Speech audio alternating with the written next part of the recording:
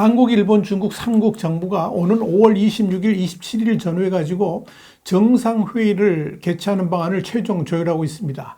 한일 중 정상회담이 국제 정세가 민감한 시기에 열린다는 것은 당연히 환영할 만한 일이기도 하지만 문제는 기본 전제가 잘못되어 있다는 점에서 이번에는 반드시 이 중국의 머리장머리를 고쳐야 된다, 이런 주장들이 나옵니다. 왜 그런지 와이타임스가 따져봤습니다. 지금 시작합니다.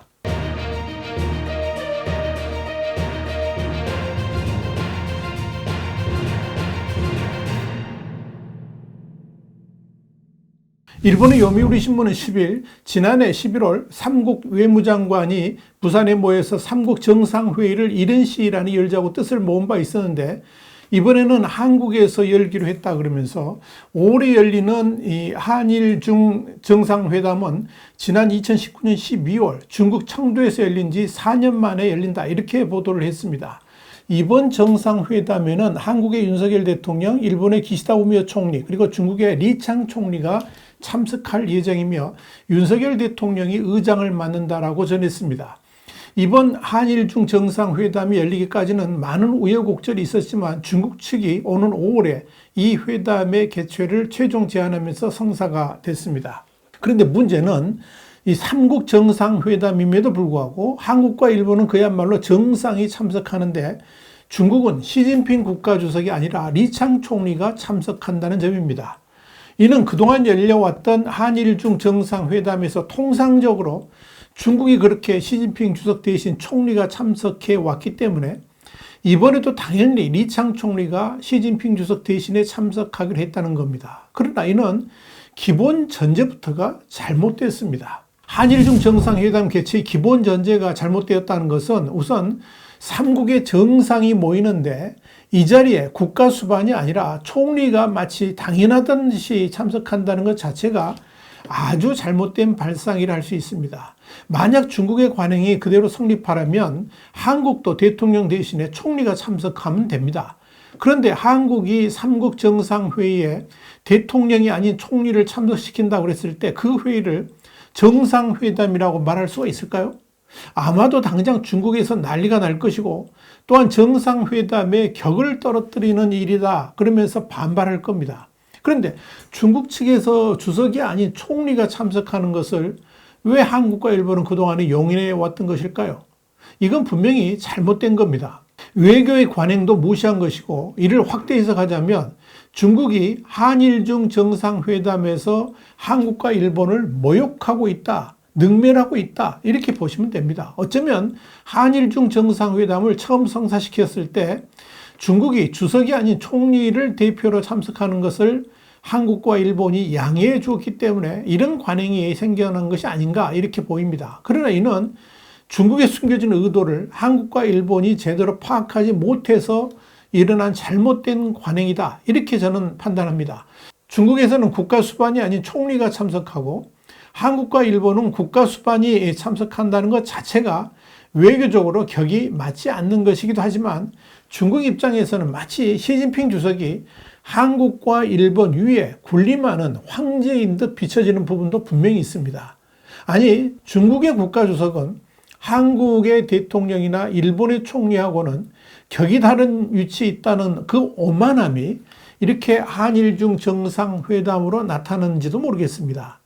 어떻게 이해를 하든 간에 이 한일 중 정상회담에 중국이 주석이 아니라 총리가 참석한다는 것은 분명 잘못된 관행이니까 이제는 반드시 고쳐져야 한다는 겁니다. 혹시 중국의 우월주의가 한일 중 정상회담 참석자에 비춰졌다면 그런 중국의 버르장머리는 반드시 시정되어야 할 것입니다. 더더욱 중국에서 리창 총리가 한일 중 정상회담에 참석하면 안 되는 이유는 리창 총리가 국무원 조직법 개정을 통해서 권한이 축소된 사실상 아무런 권한도 없는 허수아비 총리이기 때문에 그렇습니다. 지난 3월에 있었던 중국의 양회, 그러니까 전국인민대표대회하고 전국인민정치협상회, 이 양회를 거치면서 리창 총리의 유상은 눈에 띄게 하락을 했습니다. 우선적으로 1993년부터 양회 폐막 직후 총리가 중국의 국정 상황을 직접 설명하는 총리 기자회견이 올해부터 사라졌습니다. 여기는 크게 세 가지 이유가 있습니다. 첫 번째는 시진핑 주석이 이미 유일한 존엄이 된 상황에서 국제적으로 중요한 자리에 총리가 시 주석을 대신해서 국가 정책을 설명한다는 것 자체가 시 주석에게 누가 된다고 봤기 때문입니다. 다시 말씀드려서 중국은 이제 주석을 맡고 있는 당서기 그리고 총리의 투톱이 아니라 오직 시진핑 주석만 모든 결정권을 쥐고 국정을 시행해 간다 하는 의미입니다. 이 말은 다른 측면에서 해석하자면 이제부터 중국의 총리는 국가의 정책 전반을 사실상 책임지고 관리하는 그런 사람이 아니라 그저 시진핑 주석의 부하 정도로만 취급되고 있다라고 설명할 수 있을 겁니다. 권한이 없다는 거죠. 둘째는 양회 폐막 이후 기자회견을 총리가 하고 싶어도 우선 총리가 국정 상황이 어떻게 돌아가는지 전반적인 파악을 하고 있지도 않고 또 할 수도 없는 상황이라서 기자회견을 하지 않기로 한 것입니다. 과거 리커창 총리 당시에는 경제를 책임진다는 묵시적인 합의가 존재를 했지만 이제 그런 합의 자체가 완전히 사라졌음을 보여주는 겁니다. 세 번째는 리창 총리의 자리 자체가 불안정하기 때문입니다. 지금 중국은 시진핑이 대적할 만한 세력은 이미 다 사라졌습니다. 그러나 소위 쉬자준이라고 불리는 시진핑 핵심 파벌 내에서의 권력 암투는 더욱 치열해지고 있습니다. 실제로 최근 들어서 친강 전 외교부장이라든지 리상푸 전 국방부장 등의 숙청은 이 쉬자진 내의 파벌 싸움에 기인한 것이다. 이런 분석들이 나옵니다.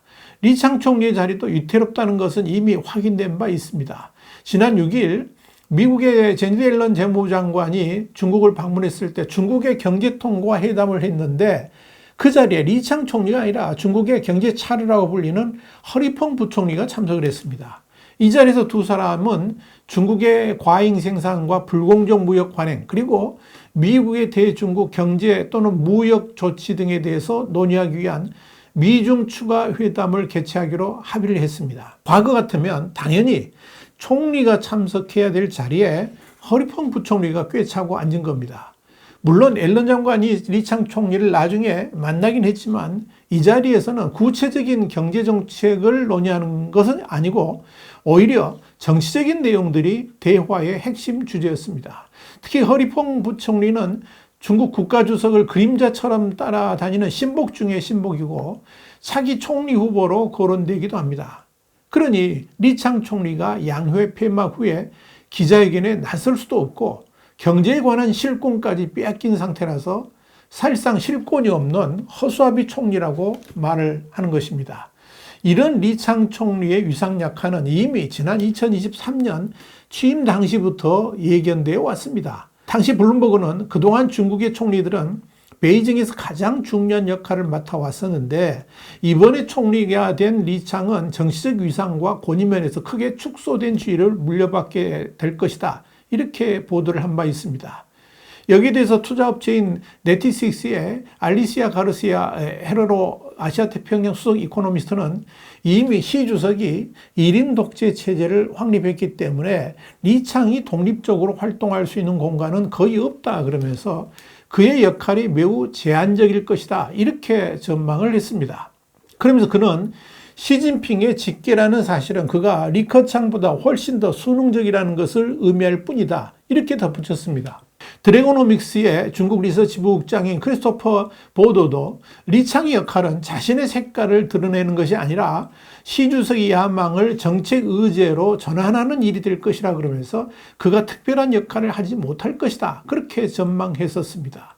이렇게 시진핑 3기는 국무원이라는 행정부가 아니라 공산당이 직접 중국을 통치하는 구조로 바뀌었다라고 볼 수가 있습니다. 이른바 당강정약 현상이 현실화가 된 겁니다. 이런 체제는 사실상 마오쩌둥의 초창기 체제로 회귀했다는 것을 의미하는 것입니다. 자, 상황이 이렇다 보니까 아무리 과거의 관행으로 중국에서는 총리가 참석했다 할지라도 이제는 달라져야 된다라고 말을 하는 겁니다. 특히 리창 총리는 국내 문제도 제대로 별 권한을 가지고 있지 못한데 외교에 대해서 특별한 권한을 가졌을 것이라고는 상상할 수가 없습니다. 지난 3월에 양회의에 열렸던 중국 발전 포럼에 참석했던 글로벌 CEO들을 리창이 아닌 시진핑 주석이 직접 만났습니다. 지난해에는 시 주석이 아니라 리창 총리가 만났었죠. 그만큼 리창 총리의 힘이 또 고난이 다 사라졌다는 것을 말해주는 겁니다. 또 외교 문제에 관한 한 시 주석이 직접 챙기겠다는 의미도 담겨 있다, 이렇게 볼 수가 있을 겁니다. 특히 최근 동북아 안보라든지 경제 상황을 고려한다면 시진핑 주석처럼 실권을 가진 국가 정상이 참석하는 게 당연하다고 할 수 있습니다. 국정에 관한 별다른 권한도 없는 리창 총리가 중국의 정상으로 참석한다는 것은 사실상 한일중 정상회담을 무력화하는 것으로 이 중국 입장에서는 한일중 정상회담에 별다른 기대도 또 의미도 갖고 있지 않다는 것을 말해주는 겁니다. 그런 정상회담을 열 의미가 있는지 그래서 묻고 있는 겁니다. 리창 총리가 한일중 정상회담에 참석했을 때 당장 삼국의 공동 현안이라고 할 수 있는 북한 문제에 대해서 어떤 말을 할 수가 있을까요? 그래서 다시 한번 강조를 합니다. 한일중 정상회담에 중국에서 리창 총리가 아니라 시진핑 주석의 참석을 요구해야 하는 것입니다. 그래야만 정상회의의 형식은 물론이고 회의 결과에 대한 무게감도 커질 수가 있을 겁니다. 그럼에도 불구하고 시진핑 주석이 아니라 리창 총리가 한일중 정상회담에 참석해야 된다라고 중국이 주장한다면 차라리 한일중 정상회담을 열지 않는 것이 더 나을 겁니다. 우리 정부의 당찬 결단을 기대해 봅니다. 와이탐 정세분석이었습니다. 감사합니다.